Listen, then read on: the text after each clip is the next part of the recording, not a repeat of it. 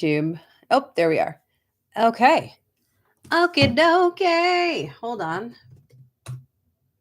Just want to make sure that I'm live here on Facebook. Let me just refresh.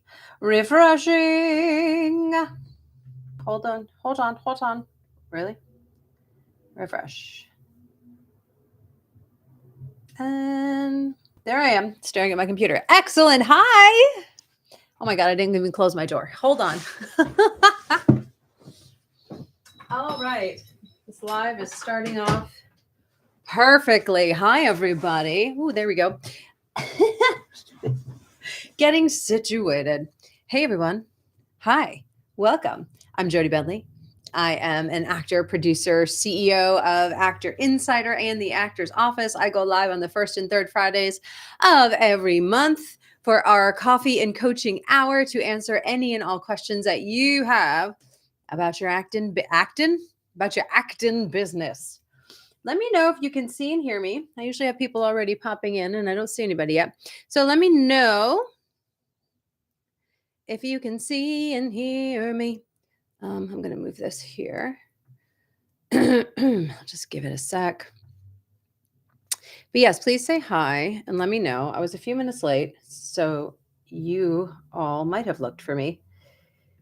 And so now I need to wait for you to find me. But I want to tell a story of why I was late today. Because I'm angry. I don't like what this hair is doing.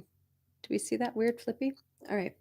All right. Some people join. Join, please. So I'm not here talking to myself. But if you're not here, you don't hear me saying that. All right. The Performer Journals is here. Hello. All right, everyone. I'm going to get my shake here. So hi, once again. Hi, I am Jody Bentley. I am an actor, producer, CEO of Actor Insider and the Actor's Office. I go live on the first and third Fridays of every month for our coffee and coaching hour. Today, I will be finishing my protein shake to answer any and all questions that you have about your own acting career, your acting business, what's going on in the industry. There's a lot of stuff that's been going on this past week. Hi, Katie. Katie made it. A lot of stuff that's been going on this past week. So I was rogue hair. I was a little bit late coming on. I got a couple LinkedIn notifications popped in. Now, I don't rush to notifications. The only notifications I do keep on are LinkedIn because I solely use LinkedIn for business. I don't turn on Instagram or anything like that for like notifications on my phone. I hate notifications. Anywho, my LinkedIn notifications were on this morning. And it was like, you're right for a job. And I'm not looking for a job, but it caught my eyeballs. And it was a voiceover artist, in need of a voiceover artist. And then there was AI in the title. So I clicked on it, and it's for Babel Audio, Babel Audio. And they had a job description looking for actors and voiceover artists with at least 6 months experience as an actor to read emotional scenes to train AI on emotions. It paid $150 an hour, and there were over 100 applicants. So I got angry this morning. I will be making a post about this, but I wanted to share it all with you because look, I get it. When I was in my 20s, 150 an hour, maybe even my early 30s, 150 an hour, I was like, that's a really good, I could make some bank. And what people are missing is the industry-wide ramifications. Is that the right word? What their actions will do to our industry. So this is just a little PSA. Yeah, right, Katie? She says, yuck, and I like Babel. Well, fuck Babel right now. Seriously, again, if you're just tuning in, they are Babel. Sorry, I'm very phlegmy. Babel put out a job description looking for actors to read scripts with emotion to train their AI model on emotion. So if your goal is to really eliminate actors in humanity, apply for that job. That sounds lovely. If your goal is to fight for protections of actors, please do not apply for that job. If you have actor friends that are talking about doing that stuff because it pays really well, please don't do that. What was it? I want to say 5 years ago. 5 years ago? Was it during COVID? Maybe 2021, maybe 2019, 2020. Moot. A friend of mine from New York was working on a project, casting director. And she reached out to me. She's like, "Hey, I know you do VO. There's this job. It would pay you $30,000. And it's literally just reading like a bunch of words." And she gave me the audition, and I was like, $30,000. I was like, God, my husband and I are trying to buy an apartment. This could be buy a house. This could be really great. And then I did the audition, and the audition was really nonsensical sentences. And I was like, this is so weird. But I was like, maybe they just want to get a sense of your voice and your vocal sound, and they don't want you to add emotion to it. So I was like, cool, I will audition. So I auditioned for this thing, and I did not get it. And it wasn't until probably a year later that I realized it was probably a job to train AI models, language models. So I'm so glad I didn't do it. I'm angry that I auditioned for it.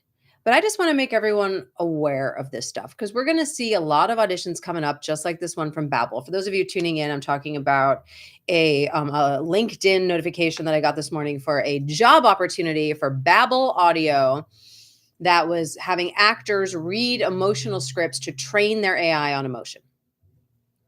So this is the I don't even know what to say. This is like the precipice. Do you know what I mean? Have I been scared of AI moving forward? Sure, a little bit. But what we always have is emotion and humanity. So now if actors are taking these $150 an hour jobs to train it on emotion and humanity, where does that leave us?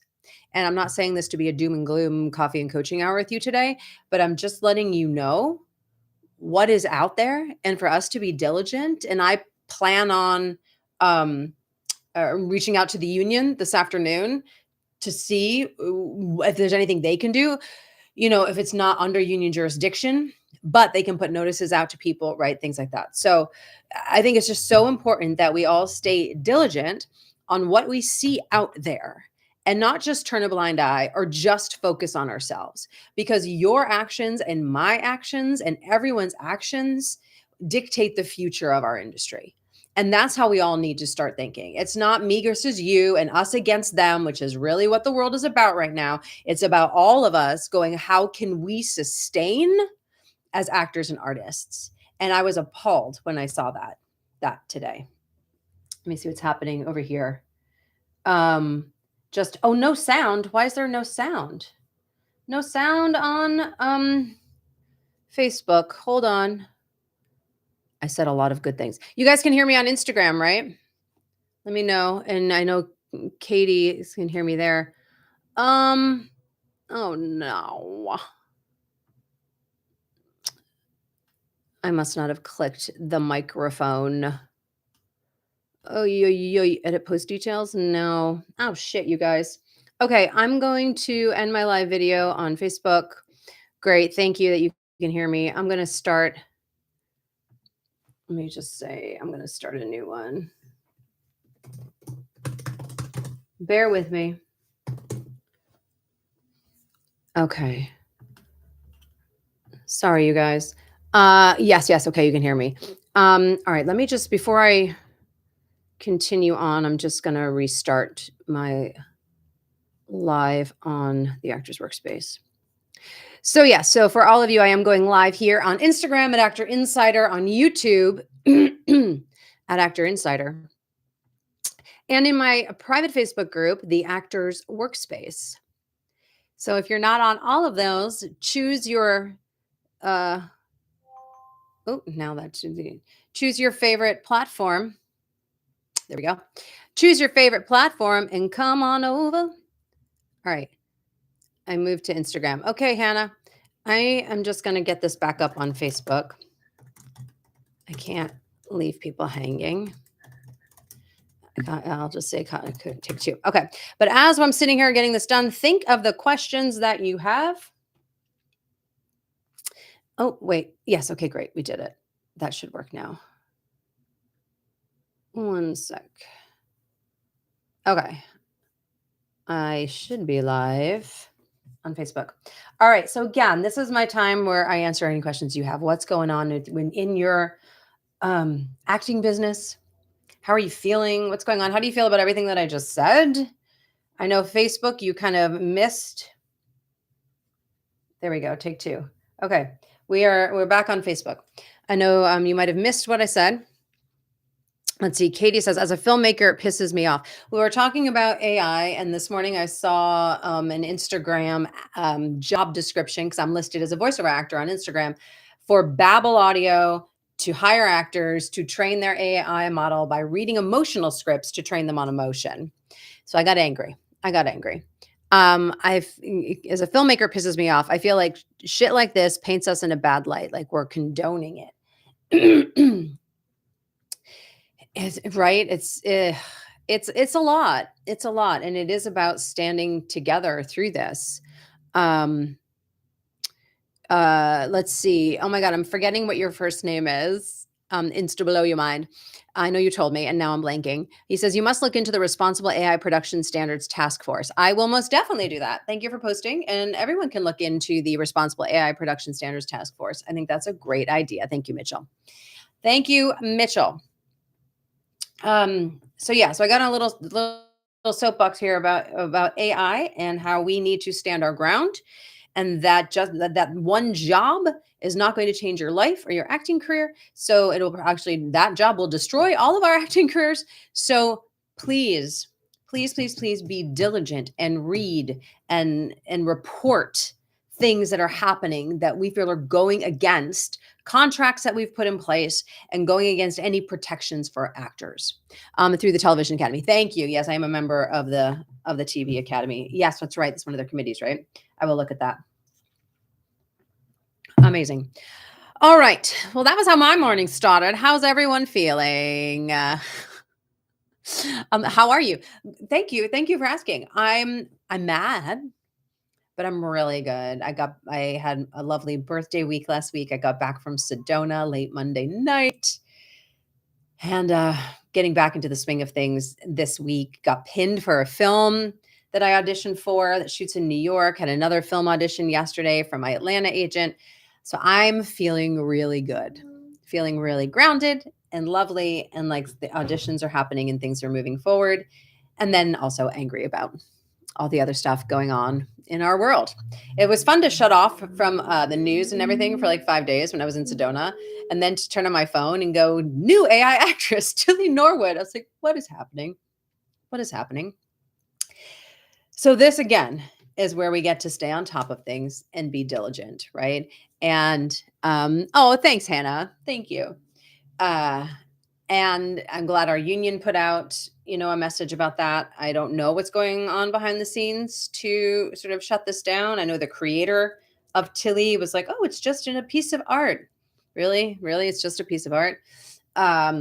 So this is, again, it's just where we get to double down and fight, right? And stand together. That's the big thing. Right? If an agency starts hiring signing AI actors, is that the agent you want representing you? Right? So this is when we all get to stand together. All right. Happy late birthday. Thanks, Katie. I was really milking it. My birthday was on September 20th. I've been celebrating since the 19th. So I've really been milking it this year. But, my husband's birthday was on October 1st. So it ended on October 1st. He got a day, but he's getting Saturday too. Anyway, I digress. All right. Hi, Toby. Hi, Hannah. We got Mitchell. We got Jacob, Kathy, Vicky. We got a bunch of people. Let me know what's going on for you. Let me know how you are feeling, what's going on, what questions you have. I am here. Katie says that's the best way to do it. Yes, best way to celebrate one's birthday for a long time. Can I just say, I don't know if will you all see it? I'm not sure. I'm going to raise it up. There we go. Do you see that above my voiceover booth? It says happy birthday, Jody. It's a neon sign that my husband had made. So it's not on right now. But so now I'm going to just celebrate my birthday every day. Why not? Why not? We get to honor ourselves and celebrate ourselves. There we go. All right. Mitchell says, after attending a panel discussion on AI at TIFF, I'm no longer as doom and gloom as I was. Tilly Norwood's creator claims to be an actor herself. This goof aside, the people at the discussion shifted my POV. Yeah, and I think thank you for sharing that, Mitchell. I really appreciate that. I have not been as doom and gloom about it myself until today. No, I mean, but honestly, I haven't been as doom and gloom because you can't train AI on the humanity, right? And I do think that's what audiences want. Like, that's why I think theater is thriving right now. AI is not coming after theater, right? You're not going to replace live actors on a stage, but that's what people want, right? They want that connection. Now, and I was just reading this morning. If you don't get the dailies, everybody, I really invite you to get the dailies. It's free. It comes to your inbox. It's just a breakdown of industry news. And today I was talking about, and there was something that came through it a few weeks ago. No, excuse me, probably a couple months ago now. And it was about how studios and production companies were buying everyone's been buying like IPs, right? Everyone wants known things, right? All the superhero franchise, known properties. That's what our industry has been like. And then a couple months ago, it was like, oh, wow, they're buying things, or they're buying original content. They're buying original scripts, because most production companies have shut down their own development arms, right? Through COVID, through just because of money. So a lot of these production companies and studios, smaller studios, have closed a lot of their development arms, right? And they were relying on some of their big IPs to sustain. And we are now, as a culture, in that kind of IP fatigue. And that was what the dailies was saying today, which I agree with wholeheartedly and have been feeling for a long time. And, a couple months ago, it was saying that these people were buying scripts and like having a bidding war over original scripts. And that is still the case, that there is just this need for original content, and original content that's not superhero or VFX or that, but about human to human experience. And that's why I don't feel so doom and gloom about things, or haven't felt so doom and gloom about things, because the core of it is our humanity. And that is what audiences are wanting. And that is really what we're seeing in the trends, right? Even my own script that I've been putting out there, I'll be getting such great feedback for it. I just got 2 killer reviews, evaluations on the Blacklist about my script, and about how intimate and real and authentic the story is. And I think that's what audiences are wanting. So I love that you said that, Mitchell. I don't feel as doom and gloom about it. Will it replace some jobs? Yes, of course it will. Of course it will. Right. But it's, again, going back to what I just read today about Babel Audio. It's about us being diligent and not giving our power away. Not giving that. Yeah, Nathan. Hey, right. So Weapons did so well, which I didn't watch. I'm a big baby when it comes to horror movies. But Sinners, right? I did watch that. Sinners, Weapons. There's so many movies right now that are this original content that are doing really well. And even a lot of them have unknown actors in it. So don't lose the faith or go down that doom and gloom path. The opportunities may be less, but there's still opportunities out there. So all that means is, how are you refining, tweaking your strategy, positioning yourself in a different way, doubling down on your uniqueness and who you are to break through, to be seen? Let me know if that makes sense. And let me know what other questions you have. All right. Well, Tilly Tilly Norwood is here, ladies and gentlemen. She's asking some questions. That was funny. Katie says, with this Tilly crap, I feel like there's going to be a rise in indie filmmaking, and I feel excited about that. For shoresies. Look, there was a huge uproar and retaliation against that. And I think I've been meeting so many filmmakers and indie filmmakers and writers, and there's so many scripts out there. There's so many producers and investors looking for this original content. And so it's about creating those relationships and building those relationships. And as an actor, paying attention to the trends of what is going on and who is making what, and aligning yourself with the people who are practical optimists, not negative Nellies. Our business is filled with negative Nellies. And I invite you not to go down that pathway. It makes this industry so much harder. It's already hard. You know this. I'm not telling you anything new. I got on a soapbox again. Okay, let's see. What do we have going on? Mitchell says it's not about replacement, though. It's about the filmmakers adapting their skill sets. See practical FX versus digital FX at Lucasfilm. For sure, right? And look, there's always been an evolution in our business, right? I was just really and I've said this from the beginning, right? There's always been an evolution from black and white to color, from silent films to talkies, right? There's always been an evolution from black and white to color. Did I say that? From 2D to 3D, right? There's always been that happening. And this is ours. This is our generations, right? It was just the Babel thing that this morning that I was like, oh man, like what? Don't give away your emotion and humanity for a price, because that's what that was about. Don't give that away. Don't give that away. Alignment went for 3.25 recently.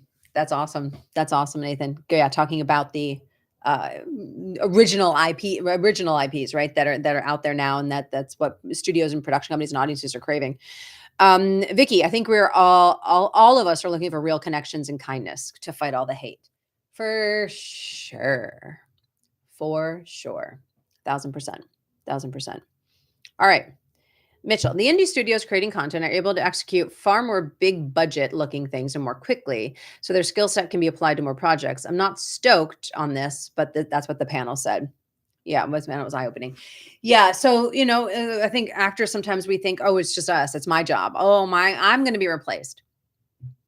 But exactly what you said, it's VFX, it's editors, it's set design, it's art, art deck. There's so many other jobs that are at risk with all of this stuff. So yes, there are great tools out there, and we're still finding our way and finding the balance, right? But I do know a lot of production people who've left production here, especially in Los Angeles. Thankfully, my husband has his job right now. He thought he was going to be out of work for the fall, but he's working now. It'll go down to a part-time in a little bit, but at least it's part-time because he's a production accountant for Disney. But Disney is now shooting all their shows in Vancouver, just like Nickelodeon is shooting all their shit in Vancouver. So they're going to get a Vancouver production. They're going to get all Vancouver below the line. Thankfully, the writer's room they're keeping in Los Angeles. So Matt, my husband, is the accountant here in LA to handle that. But there's so many things that have moved there's so many production people that I feel are struggling even more so than actors, right? Which just means, again, to double down on the kindness and being aware of what we are all going through in this industry shift and change. Let's see. Nathan, did you hear about Brittany Ray Carrara getting replaced in Chad Powers? They reshot her scene with the Haktua girl. What? I did not hear about that. I'm going to let that one go. I didn't hear that. I will look it up. Mitchell says the big message, adapt. Yep, the big message, adapt. Yes, adapting. So one thing I was talking about yesterday I had a quarterly call for my course, Dare to be Unstoppable. That course opens every December. We launched at the top of the year. It's really all about assessing what happened in your career, how you can shift. It goes so deep in assessment of your career and life and excuses and limiting beliefs and reprogramming and rewiring your brain. Anyway, we had a quarterly call yesterday with everyone in the course. It's a lifetime course. So I have people from 2018 who still show up to those calls. That's the first time I launched that course. Anyway, the big topic of that conversation yesterday, one of the big topics was about diversification and how, as artists, we do get to diversify, right? There was a point, I think, so many actors, myself included, would say, oh, I'm an actor when I make 100% of my money from acting. And for me, acting was either theater or film and television acting, right? And as our career adapts and shifts and changes, it's really about the diversification, right? I work for myself 100%. And I make my money as an actor. I make my money as an audiobook narrator. I make my money as a producer. I will be making my money as a writer once we get the script up. I make my money coaching. I have commercials, right? I'm diversified in multiple places, right? I consider my coaching and speaking money part of my acting money. Why? Because I'm helping actors, right? But it's about having your hands in multiple pots. It's not going, I have to make all my money from television. I have to make all my money from film. I have to make all my money from theater. I think we're setting ourselves up for failure when we're thinking about that now, that it is about adapting and diversifying. Like I had a client yesterday on the call say he's made all his money as an actor and storyteller, but in non-traditional ways. And it was interesting to me. And I had called him out and said, why did you say that? Because it was standardized patient work. It was, he hosts like ghost tours in Virginia. So it's like being these characters and telling these stories. That's acting. Standardized patient work is acting. I have a lot of clients that do that. That's just called diversification and being an artist in multiple arenas.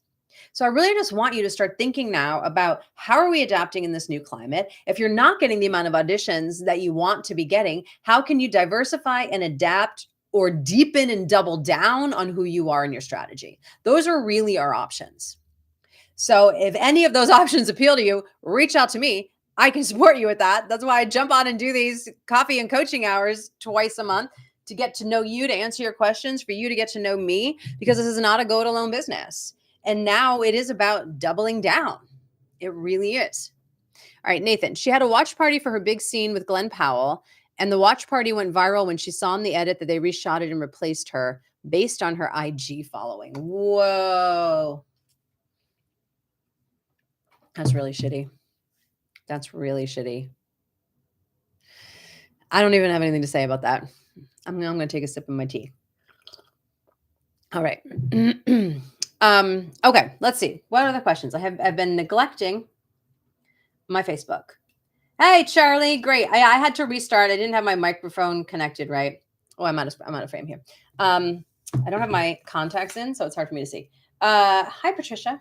All right, let me know, guys, what questions you have, what other conversations we want to dive on into on this coffee and coaching hour. For those of you just tuning in, hey, I am Jody Bentley. I am an actor, producer, writer, CEO of Actor Insider, and CEO of the Actor's Office, here to answer any and all questions you have and talk about the acting business.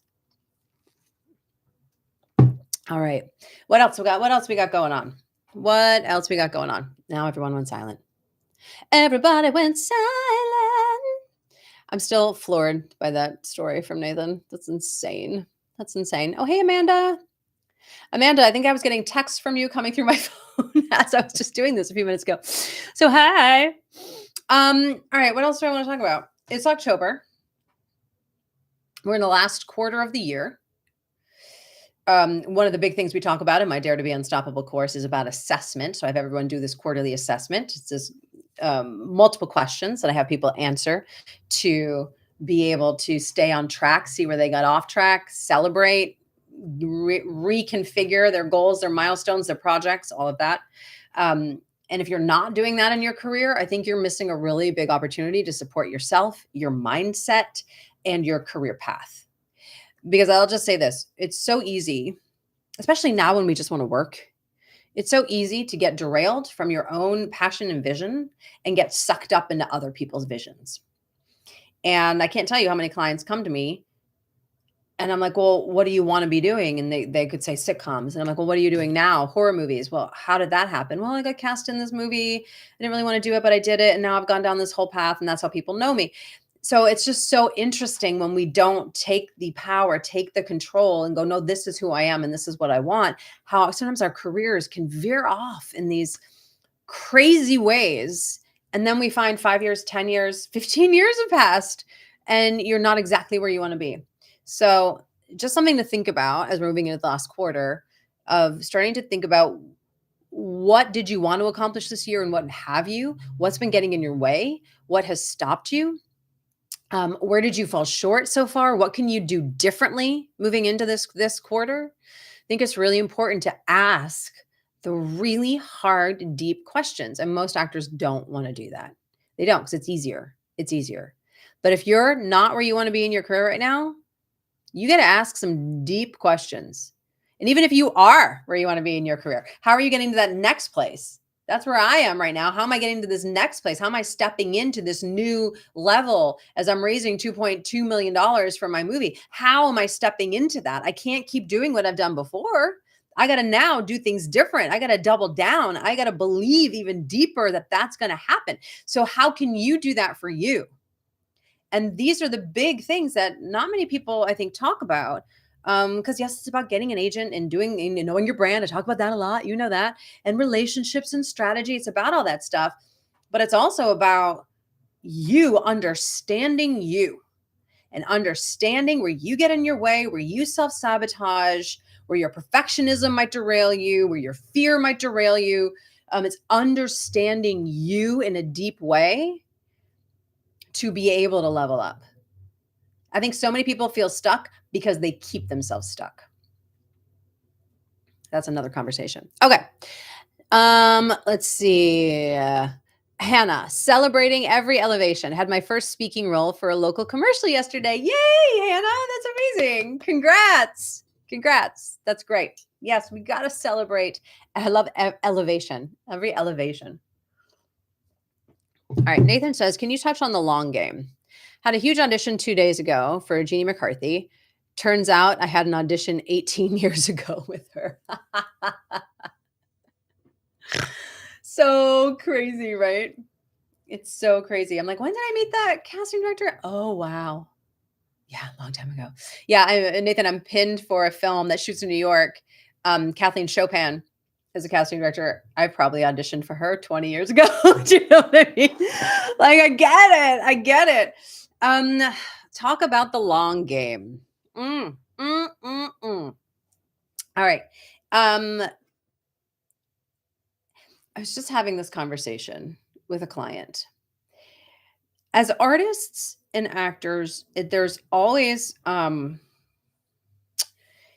this like desire for more, right? It's like, yeah, I got pinned, but I want the booking. Yeah, I got this booking, but I want the next booking, right? There's always I want the next thing. What's the next thing? What's the next thing, right? And that's that hustle and grind that we feel.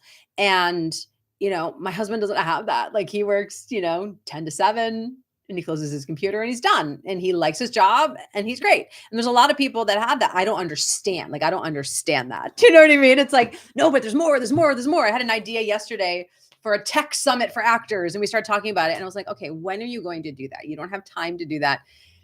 Anywho, all these ideas, right? There's more, there's more, there's more. And I think that striving sometimes can keep us with our blinders on and keep us putting the value on the next booking callback, right? I got to get the next thing, the next thing. What's the next thing? What's the next thing? What's the next thing?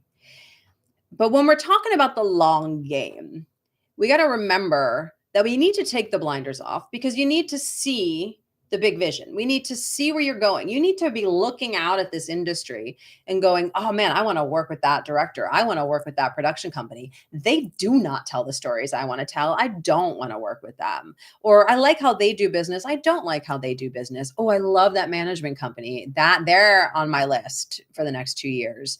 But this one is just a lateral move. I'm going to, not focus on that. Like we need to be out, or our focus needs to be, our gaze needs to be up. And knowing that everything you're doing is planting a seed. Everything you're doing is planting a seed. So 20 years ago, I planted a seed with Kathleen Chopin. It took 20 years to get back in her office. Nathan took 18 years to get back in Jeannie McCarthy's office, right?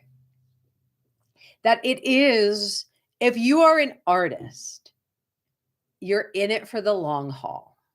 If you are saying, I'm going to give it a year and see what happens, you are setting yourself up for failure.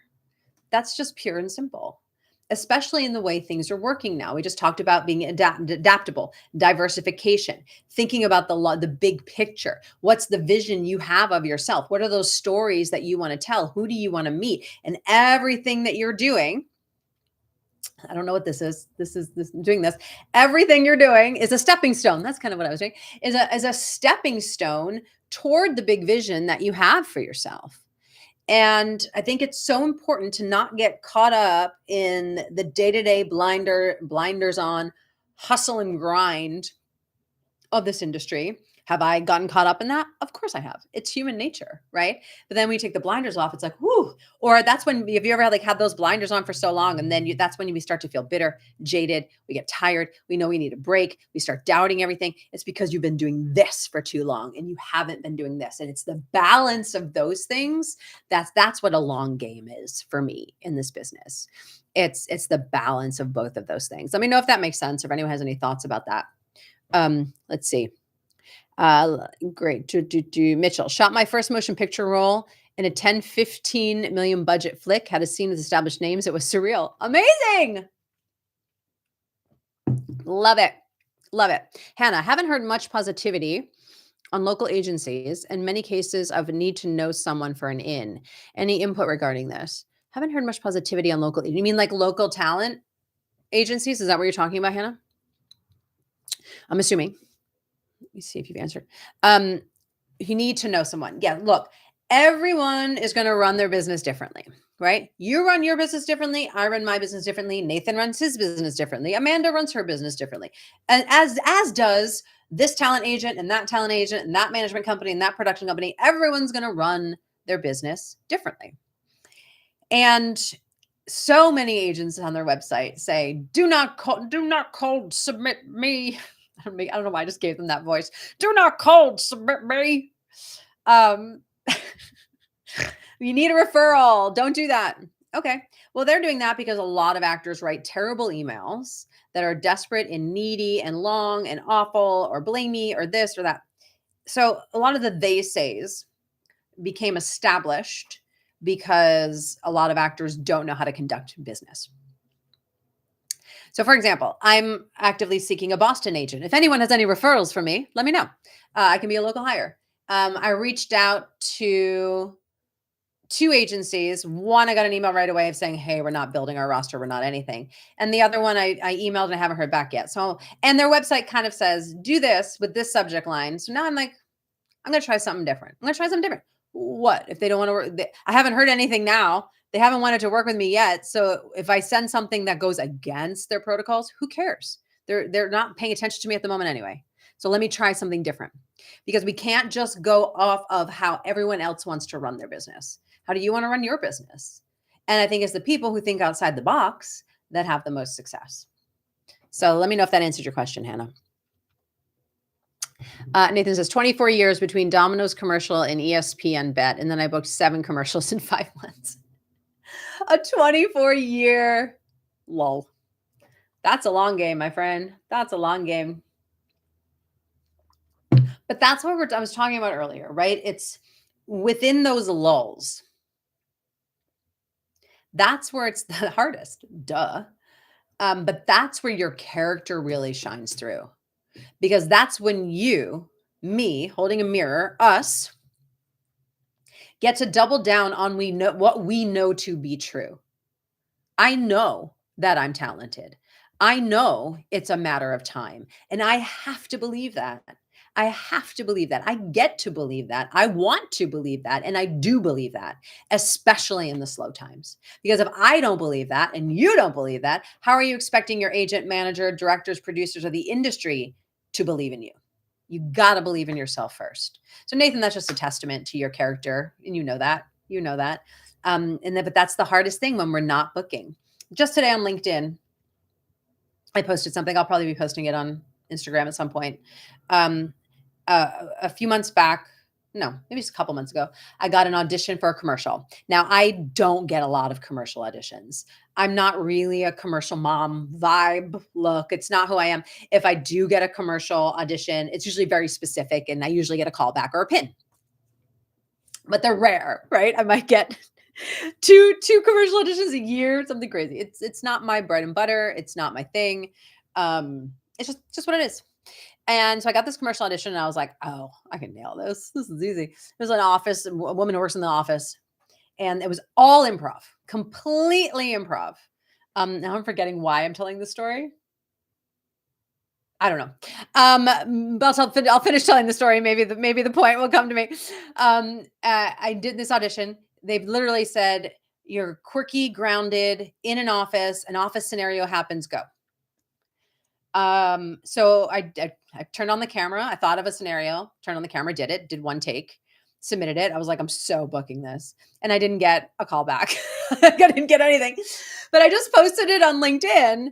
Why? Because I believe in myself. That was the point. I found it. Because I believe in myself and I believe in my talent. And I believe that that was a really good audition. I just wasn't what they were looking for. So what? So what? It doesn't mean I'm bad. It's not a reflection of me. And I think that's where actors sometimes, excuse my language, get fucked up in the head, is we take some of these rejections as like, oh, I'm bad. I'm not talented. I'm not good enough. I'm la, la, la, la, la.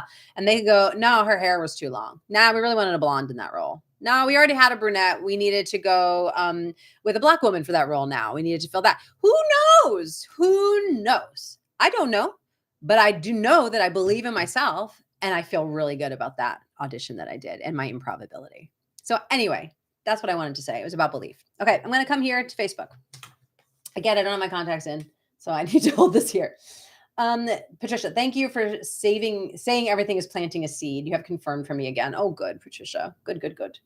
Amanda, yes, I've been learning that more and more outside the box, more and more intelligent risks. Ooh, I like that framing of that. Intelligent risks, right? It's not just like, I'm going to take this risk and see what happens. I don't know what I'm doing with these voices today, but an intelligent risk, a strategic risk. You know, this is going to support me in doing X, Y, and Z. I'm going to do this. This could open things up. I'm going to do that. I like that, Amanda. Intelligent risks. I'm going to hear that voice every time now. I'm not sure which one, Hannah, but cool. Hannah, I'm looking for rep in Tennessee. I live in Nashville in Georgia. Oh, very cool. Yes. So you got to take some risks, Hannah. You get to take some risks and just reach out. And we're talking about strategic, right? And intelligent. That's why in my Actors Think Tank membership, I have a whole agent campaign. It's an 8-week campaign to land an agent or manager. We start with branding, so that way all your materials are brand centric. So when your submissions come in, an agent or manager, they can't help but open your submission and look at your stuff because you stand out from everybody else. I help you craft your pitch email so that way that stands out. Your subject lines to get maximum engagement and opens and clicks, right? All of that stuff is really important. So if any of you are listening and you're just like, I feel like emailing an agent, boop, boop, boop, boop, and you send this long thing or 2 sentences, it's not enough, right? It has to be crafted for them to go, oh, this person knows who they are and I want to work with them. That's why like 99.9% of my actors in my Actors Think Tank who follow my agent manager strategy land agents and managers. It's inevitable. But it's about putting in that work first to eliminate the no's. All right. Hi, Rupinder, Catherine. Hello. Emmanuel, do you have a big question? Emmanuel always comes in and drops the big questions. You missed that. I started with a very esoteric big question about AI and humanity. So you missed that, Emmanuel. You'll get to tap back in and listen. But hi, let me know if you have questions. All right, we got nothing on YouTube. Let's see what's going on here. Okay, no, we're good here. All right, so what's up? Ask me any questions. We've been talking a lot today about the trajectory of our industry. We've been talking about the long-term game, which is also a gain, right? The big vision. We've been talking about Tilly Norwood. We've been talking about companies training AI models with emotion. Talking about LinkedIn. Talking about my own career. We've been talking about a lot of things. But what questions do you have? What's coming up for you right now? We're talking about double downing on belief, talking about diversifying, adapting in our industry. What's been going on? Let me know. What questions do we have? Hi, Zoom 12. We're talking about getting rep. Yes, all those things. So yeah, let me see. Hannah said rep and you live in Nashville. So you're looking at rep. Yeah, so like local rep. So I guess my question, yeah, you just want a Southeast agent. Oh, sorry, I had to move my leg. You want a Southeast agent. So I would even look outside of Tennessee, expand into Georgia. There's, a good 5 to 10 agencies in Georgia that are really solid. Texas is a pretty booming market right now, so you want to make sure that someone can submit you there. My manager submits me in Texas, and she submits me in New York right now. That's how I got pinned for this New York film. Though I would like to get a New York agent. If anyone wants to refer me to their New York agent, I'd like to get back into the New York market more. There we go. See, you got to ask, you guys. Strategic, intelligent risks. Thank you, Amanda Fugate-Moss. So I would just look at the whole Southeast, Hannah, and see. Now I have some clients who like have a Texas agent who only submits them for Texas, and then they have another Southeast agent. Or I have clients who have like someone in Florida who submits them for just the Florida market and commercials and local stuff there, and then they have a Southeast agent. So there's a million ways to put our puzzle pieces together. But I think now, especially again, the theme the past few days talking about this diversification, right? That's why I got an Atlanta agent, right? That was the audition that I had yesterday for this big feature film. I'm looking for a Boston agent. I'm going to get my feet wet back in the New York market. My manager had me get on this website called filmmakers.eu, which is an international casting site that's completely free. I invite you to check it out. And she's on there. So if she sees anything where they need an American actor, she can submit me for things there. So I think it's really important now to be expansive. We were talking about the UK market yesterday in my Dare to Be Unstoppable course. So I think it's really important to start thinking about, again, expansion, diversification, and adapting to this new way of doing things. Because just having one agent in your local market and expecting to make a career out of that, that's tough. That's tough.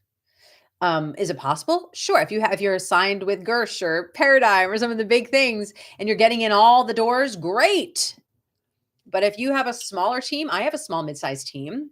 We want to have some more diversification happening now. We just do. Let's see. Made the move to LA doing audio engineering. I love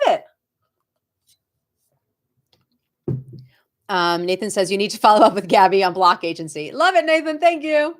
I will.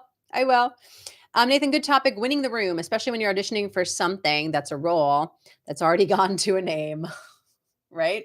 Let me see if I have anything here. No. Yeah, like, look, we're just talking about having, getting called in for Kathleen Chopin 20 years later, Nathan getting called in 18 years later. It is about winning the room, because I won the room at some point and Nathan won the room at some point. And even when I booked 911 Lone Star last year, I went in for that office 5 times before I booked. I've gotten called in for UDK here in LA. Oh my God, I'd have to look up in my audition tracker in the actor's office and see how many times. It's a lot. And they keep calling me in. I keep winning the room. I just haven't won the role yet. And that's okay, because winning the room is a good thing. I've been pinned 4 times this year now. Let's see if this 4th one will be the booking one, but I got released from all 3. But I won the room. So that's the planting of the seeds. That's the holding on to that long-term vision and not getting so frustrated about not getting it right now. Right? I could get called in for something bigger. I could book a guest star, which then turns into a recurring guest star. Who the fuck knows? I don't know. Those are the things we don't control. There's lots of things we can control, and that's why you show up and hear me. And that's what my business is all about, is teaching you on what you can control to build your career as an artist. But then there's so many other things we can't. So yeah, I'm going to let go of the fact that I was released from that pin, from that co-star role, because there might be something bigger and better waiting. Who knows? But I'm going to believe that, because that office keeps calling me in. Why? Because I won the room. And that's what matters. That's a really good topic, Nathan, of winning the room for sure. All right, Emmanuel. Are in-person workshops more effective for networking and showing talent to casting directors than emailing them? Personally, I find that to be the case. I mean, sure. It just depends. What are you emailing them? Are you solving a problem? Are you the exact person that they're looking for as they're putting out this search on a film?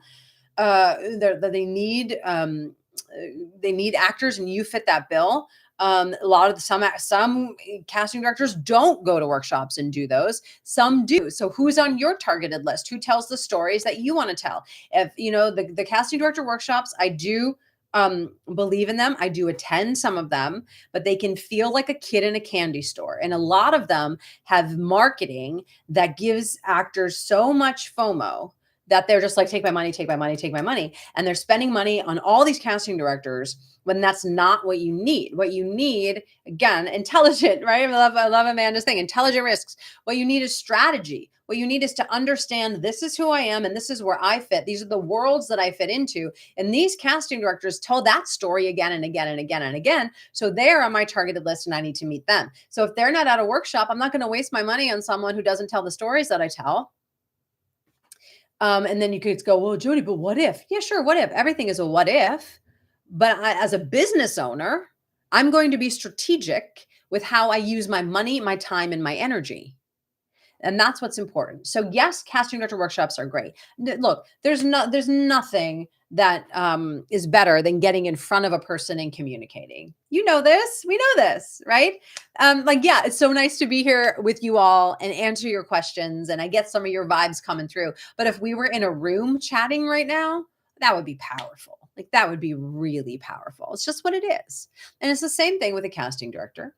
But if they're not at a workshop or if the people you want to meet aren't attending, then of course there's email, there's social media, there's LinkedIn. There's a ton of ways to connect with people. So it's just you, again, defining your plan, your strategy, and then what's the best way to execute that strategy? What's the best way? It could be going to hear them speak on a panel at the SAG Foundation. It could be watching them online and asking a question and then DMing them later. I mean, there's a million ways to do things. It's just figuring out who are your people. Who are your people? That's most important. Let's see. Yes, Amanda says, or isn't currently casting or involved in a current project. Right. And a lot of casting directors might do a workshop or do something because they don't have a project. And I find that casting director workshops are best utilized when you can be top of mind. For example, if a casting director has picked up a series and say they're shooting 10 episodes. Remember the days of like 24 episodes? Say they're shooting 10 episodes. I'm not going to go meet them on the casting director workshop when I know that they're casting episode 9 of 10. The odds of there being a role for me in that one episode is slim. I want to meet them at the beginning of that journey. I want to meet them when they're casting episode 1 or 2. So now I have 8 potential episodes that there could be something for me that they might take the risk and call me in without knowing me. So we want to be really strategic with those workshops. Okay. What's a good talent agency for those with multiple facets, like dance, acting, DJing? Depends on your market. I don't know if you're talking about LA. I don't know if you're talking about New York. You get to do research on some of these agencies. Some of them specialize in kids. Some of them specialize in commercials, right? This is where we just get to do a little deep dive research. You can buy lists of agents. It says a lot of the areas that they do have. I mean, I've learned a lot about agencies just because I've been in the business for so freaking long that you start to know names, start to know what people do. But when you're starting out, it's just research. And you know what's a really great research tool for business is ChatGPT. If you are not on ChatGPT for the admin side of your acting business, I really invite you to get on it. I feel like I should teach a class on it. There's so much that we can do on ChatGPT. To help and simplify. Like if I were you, Zoom 12, I would go into ChatGPT and say, I am an actor, say your age range, say about what you do, say the projects that you're focusing on, say the skill set that you have, let them know the areas you want to be working in, and say, can you give me a targeted list of about 30 to 40 agencies in the LA market that focus on this, and see what you get. Then you got to cross-reference and do your due diligence, because ChatGPT isn't always 100% correct. But it's a really great starting point, so you're not staring at a blank page. It's a really great starting point. Okay. Planting seeds. Jason Becky, the lead of Chicago PD, was only supposed to do 3 episodes. Oh my God, I love it. I love those stories. He's over 200 episodes right now. Hi, David. Hi, Brielle. ChatGPT. What is FTW? I'm not understanding the acronym, Mitchell. Zoom, thank you. And it was great meeting you at the Southwest Actors Conference. Oh, hi. I can't see your face on this. I don't know who you are, Zoom 12. Who are you, Zoom 12? I'm glad we met. Okay, I'm going to go over here to Facebook. We're almost at time. Patricia, how do you know when the casting director is shooting a specific episode? A lot of that information would come from your agents or managers. So whenever I want to do a workshop, I would send an email to my manager and go, who's most important to meet right now? What's coming through the breakdowns? What do you see? And she might say, hey, they're at the end of the shooting thing, or they're on hiatus right now, or they have 2 films that have come through the breakdowns, meet them now, right? So a lot of that information that is behind a wall for us actors now. But if you have a team, that's where you're going to use that. If you don't have a team, it's about research, right? Researching tools, IMDb Pro, casting about, really understanding, finding out as much information as you can, right? That's why I'm a big believer in Google Alerts. So I have Google Alerts set for casting offices and casting directors. So when they do pick up something, I get a notification in my inbox going, oh, Sunday Bowling, Kennedy just picked up X, Y, and Z. Cool. Let me see what it is. Let me do a little research. She's in pre-pro with it now. This is a great time to meet her, right? So we can start to be sleuths, but we get to be sleuths for sure. For the win. Thank you, Mitchell. Does that mean I'm old? Ooh, I didn't know. Am I the only one that didn't know FTW? There's so many acronyms now, you guys. There's so many. I just made myself feel old. All right. What else? We're at 11 o'clock. That's what's happening. We're at 11 o'clock. But please let me know who else knew For the Win and I didn't. Let me know. So I can feel really good about myself moving forward today. As always, such a pleasure to connect and answer questions. Charlie, I have one more question from Charlie, then we'll wrap it up. You may have gone over this. Does it make sense to have personal and professional social media accounts? It depends on your goals and how you want to run your life and your business. I have a lot of clients that are very private about their personal lives. So they have a private Instagram. It's personal. They can rant all they want about all the things in the world. They connect with their family, their immediate friends, and that's what they do.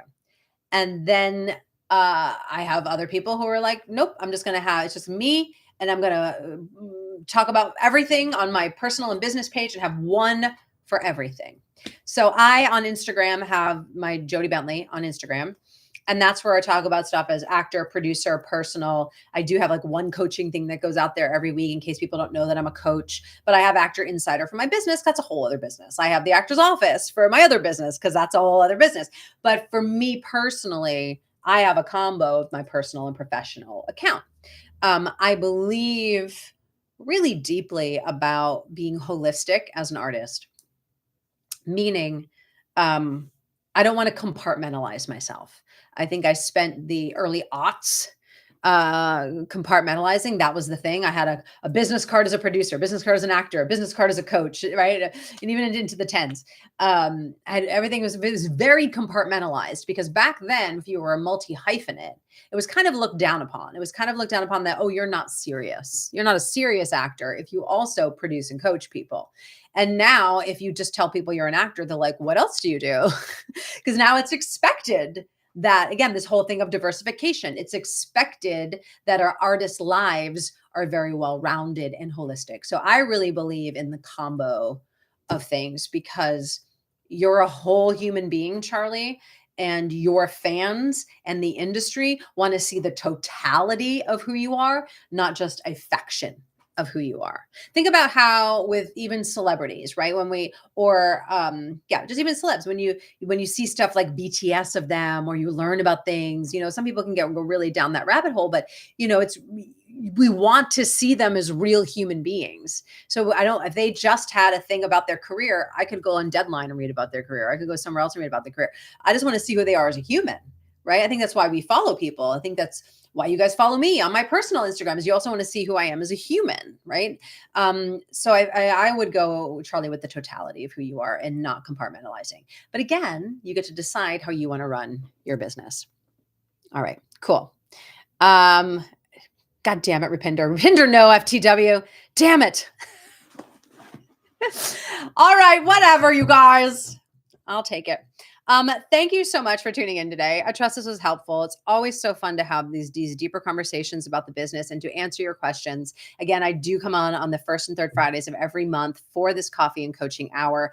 If you want to go deeper than what we do in these sessions, because it's obviously skimming the surface and just talking, without knowing you, answering some questions. But if there's something that you want to go deeper on, follow me on Actor Insider here on Instagram or in my Facebook group or on YouTube. DM me. Let's connect. I can talk about my assistant can support you and going, hey, what do you need? And how can I support you with that? So if you want to go deeper on this too, as Mitchell just said, adapt, educate, adapt and educate. Shoot me a DM or an email and let's connect and let's see how we can move you to that next level and deepen what you're probably already doing.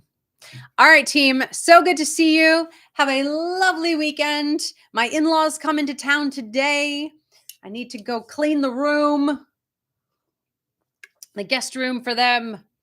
They'll be here for 3 weeks, so you will probably hear them as I do my next live in a couple weeks. Anyway, so good to connect and see you. I will see you next time. And as always, just again, so great to be here with you. All right, let me say goodbye, Instagram. Let me shut that off. And goodbye, Facebook. And let me get YouTube. Goodbye, YouTube.